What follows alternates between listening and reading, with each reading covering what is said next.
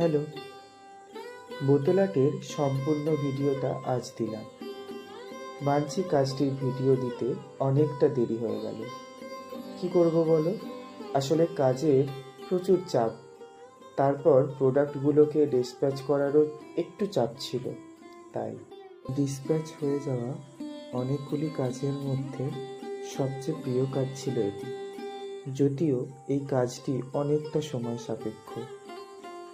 জানো তো, এই ধরনের কাজ করতে গিয়ে আমরা প্রতিনিয়ত ভুল করি, ঠকি, আবার নতুন কিছু শিখি, যা আমাদের জীবনের সাথে ওতপ্রোতভাবে জড়িয়ে।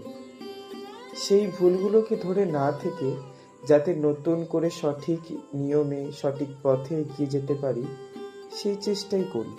আর সকলের সেই চেষ্টাটাই করা উচিত। সেই পথ তোমাকে কেউ দেখিয়ে দেবে না, সেই পথ তোমাকে নিজের থেকেই বেছে নিতে হবে।